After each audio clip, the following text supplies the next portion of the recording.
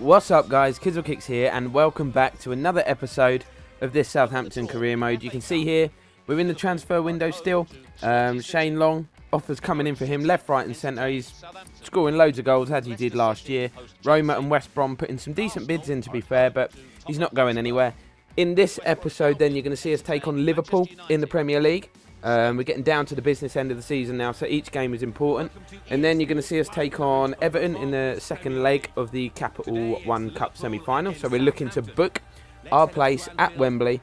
And we're going to see us take on Norwich in the FA Cup as well. There is the league table. You can see here we are some way off the pace. We're actually 5 points behind Chelsea with a game in hand, so not doing too badly. Obviously we came second to Chelsea last year, so we are looking to avoid that happening again, and this time we want to pip them at the post. But Liverpool then, we're expecting a tough game. You can see this team we've put out here. You've got Long, Draxler and Podolski, Vidio is the attacking three. Matic, Wanyama in the holding midfield roles, and the defence pretty standard, but Jose Fonte comes in for this game instead of Hoffman, who hasn't been fantastic recently. But 7 minutes into the game, we have an early attack here. Alvaro Vidio gets free and forces a fantastic save from Brad Jones. It's quite surprising to see Brad Jones in the sticks, but that's what Liverpool have gone for. And you can see here we had a really good start, really positive start. Vidio found space again, and this time he managed to apply the finish.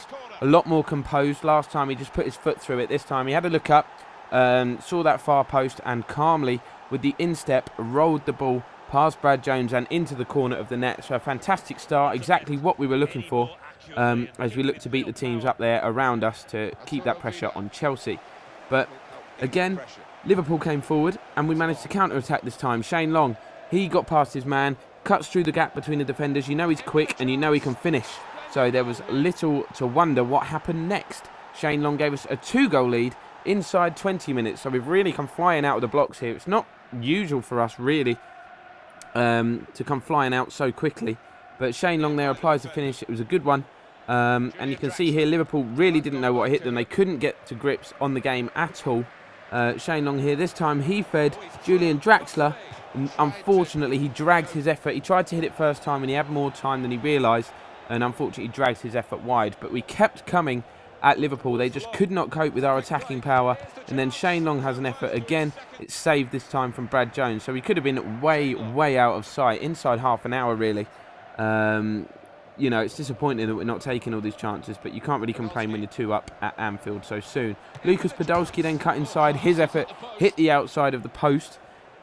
We carried on coming forward. This is really the pattern of the whole first half. Shane Long gets space down the left-hand channel. He cut inside and this time does manage to apply the finish again. So 2 for Long, 3 for Southampton, and we have not even reached half-time. We didn't really know what was going on, neither did Liverpool. They were absolutely shell-shocked. But we'll take it, because when we have a lead and it's a narrow lead, we tend to concede late equalisers. So it would be good to stop that from happening. Whoever you're playing, you should not be letting a 3-goal lead slip. But Daniel Sturridge does get space here in the second half and goes for an audacious chip over Fraser Forster. It beat the keeper, but unfortunately didn't beat the crossbar for Liverpool. But the second half was a very different story. They came forward again, and this time Forster pulls off a fantastic stop to keep them out. And it was a game of 2 halves really, apart from we took our chances purely because we had so many. We didn't take all of them, but Liverpool really struggled. Some fantastic defending kept Liverpool out, and then Iago Aspas just sliced that effort wide really. Didn't get good contact on it, not very good composure with the finish. Same can be said for Sarko there, but you can let him off a bit. He is a defender. Liverpool had gone all out attack, and that meant they'd committed men forward, and we managed to catch them on the break once more. This time Mounier jinking past his man. He played it inside to Greaves Callahon, who hits the effort straight at Brad Jones, but such is the power, the ball ends up in the back of the net anyway. Cheeky celebration from Callahon, and I'm glad he's got on the score sheet. He's only 17 of course, and we're looking for him to grow and reach that potential. And that was the full-time whistle. A fantastic 3 points for us, a great performance all round, fantastic result as we look to gain momentum and close that gap, keeping Chelsea under pressure and look to reclaim our place at the top of the table. After the game then, it was back to transfer business and another bid, this time from Braga, coming in for Shane Long. It was another decent offer, 9.5 million, but we are not going to let our top scorer go. We've already lost our captain Morgan Schneiderlin, which was a big blow, but we did bring in Matic in the last episode, as I'm sure you've seen. So not too bad business, but replacing Shane Long for 9 million, we don't really believe it's possible. But here you can see we go up against Everton in the second leg of the Capital One Cup semi-final, looking to book our place at Wembley against Arsenal, who won their semi-final against Newcastle and booked themselves a place at the big stadium. But we believe we can win this game. We've got a 2-goal advantage from the first leg, and you can see here we didn't mess about with the team very much. It is a strong lineup. Even though it's the Capital One Cup, we do take every piece of silverware very seriously. And so did Everton as they come flying forward. Kevin Morales had his first effort saved, and then the rebound was blocked by Nathaniel Klein, but it very nearly squirmed into the bottom corner, but fortunately for us, just went wide of the post. But they did dominate early on in proceedings here. Lukaku there having an effort, but he was denied by Fraser Forster in the sticks. We come forward ourselves, Alvaro Vidillo down the right. He played the ball across. Tim Howard was there to deny us on this occasion. We move into the second half then. Not a lot happened in that first half. It's pretty uneventful, which suits us really. We're not worried if there are no goals in this game at all. Obviously we would go through with the aggregate lead that we have. But Everton continued to dominate in the second half. We couldn't get control in this game at all, and eventually they did get an opportunity to take the lead. The referee pointed to the spot. It was a bit of a harsh decision, but we had to deal with it. Leighton Baines, normally an ever-reliable penalty taker, and on this occasion, even though it wasn't the greatest spot kick in the world, Fraser Forster, I think it came off his chest, but it somehow managed to find its way past him. He just could not throw a hand at it in time, and Everton go 1-up. So this tie is completely opened up now. Just over half an hour to go. It's anybody's game, and Gaston Ramirez almost got us level immediately and then restored our 2-goal aggregate lead, but it was a fantastic save from Tim Howard. Everton then had a free kick, which was beautifully struck, and fortunately for us we had a man on the line to head the ball clear.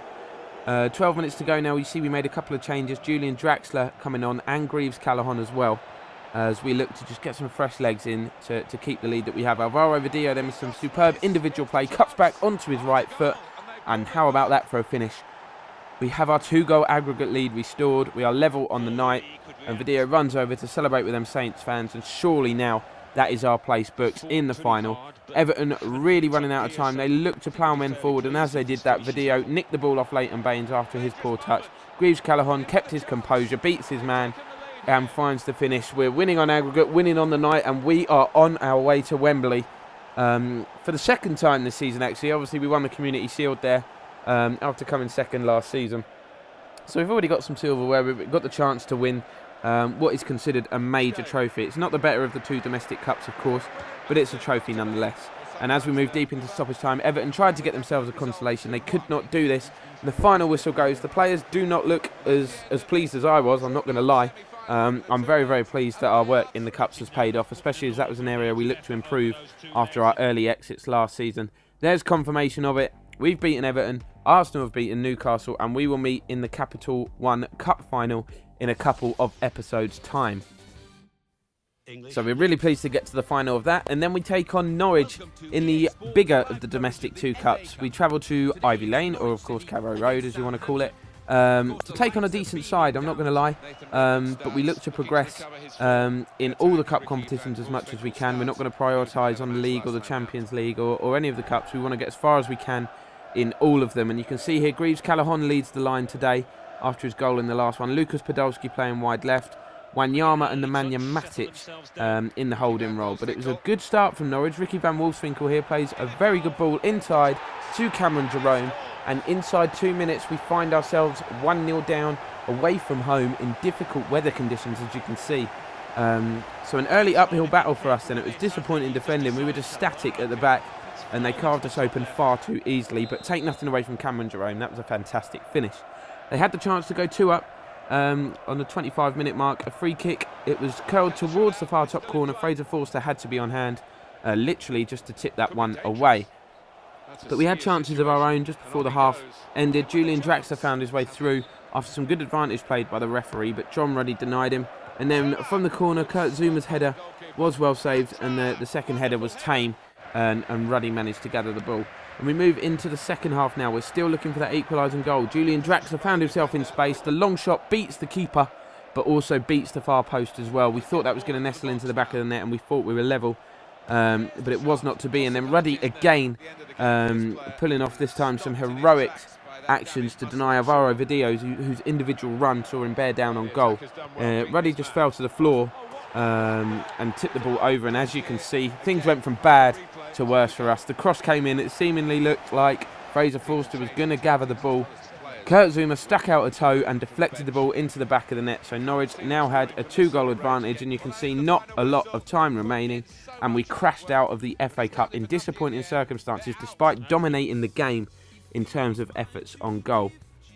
But what can you do other than hold your hands up and just say you were beaten on the day by a better side because we weren't clinical enough? But here's the league table, guys. Here's as it stands. We're second place, 2 points behind Chelsea, which is the margin they beat us by last year. So we're hoping with the games left to close that gap and overtake them and become league champions, basically. We're still in the Champions League as well, so we've got that to look forward to as we take on Sevilla in the round of 16. That is going to bring the episode to a close, guys. Thank you for watching. Follow me on Twitch and Twitter, and we will see you again soon.